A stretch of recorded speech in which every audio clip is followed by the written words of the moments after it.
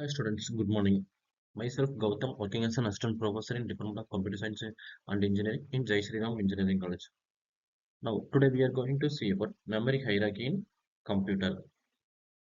What is memory hierarchy? The memory hierarchy means that different types of memory in computer based on their performance. For the performance of speed, cost, and capacity.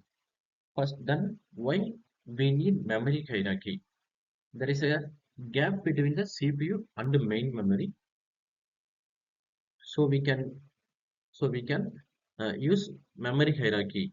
For example, CPU is very fast, and then RAM is slower. The compared to CPU, the RAM is very slower. Then hard disk is very slow in millisecond. The hard disk is the very slower compared to CPU and RAM. Hard disk is slow.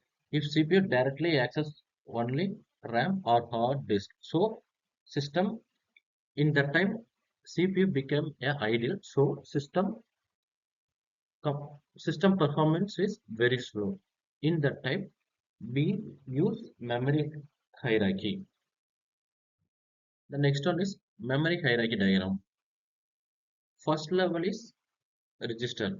Very small. The register is very small but very fast. The next level is cache memory. It's still fast and store data frequently. The third one is main memory or RAM. And the final one is secondary storage. The secondary storage means it's like hard disk or SSD. Then the next one is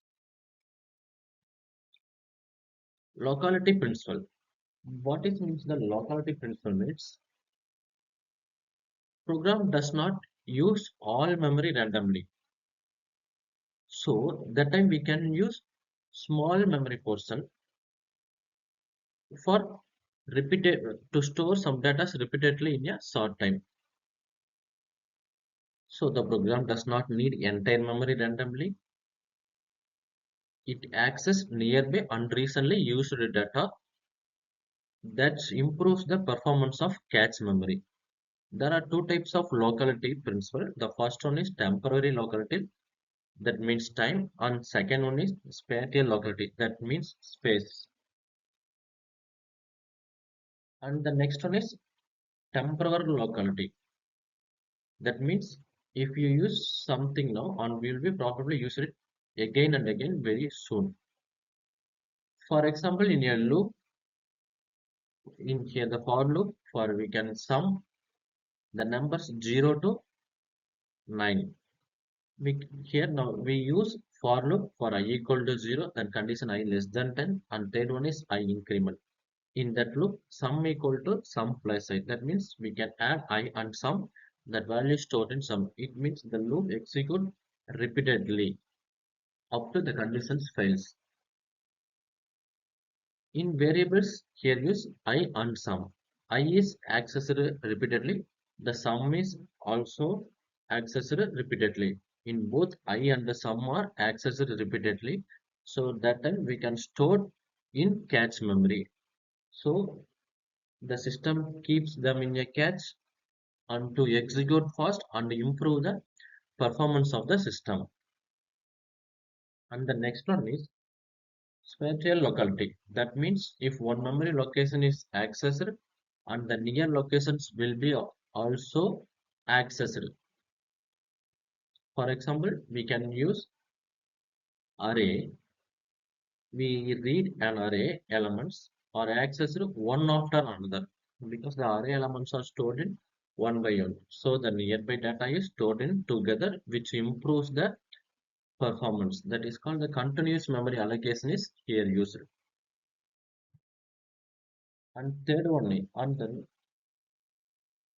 and next one is memory technology. What is memory technology?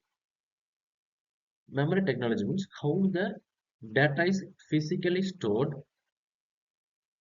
If it affect things like the speed and cost, capacity, power consumption, and volatile, and whether the data is volatile means whether data is permanent or not. The next one is SRAM and DRAM. There are two types of RAMs for first one is SRAM and DRAM. SRAM is very fast but expensive and it does not need to any reference, so it used in cache memory. And the DRAM is lower but cheaper, and the DRAM needs reference, so it is used in main memory. The next one is classification of memory technology. The memory technology is for mainly classified into two types. The first one is volatile memory and second one is non-volatile memory. The volatile memory means when the system is power off, the data never lost. It's like RAM and cache memory.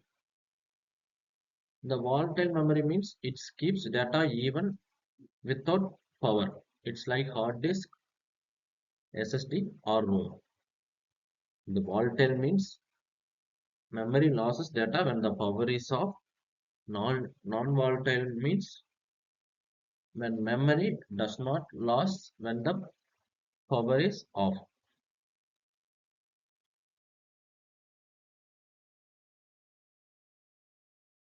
Thank you.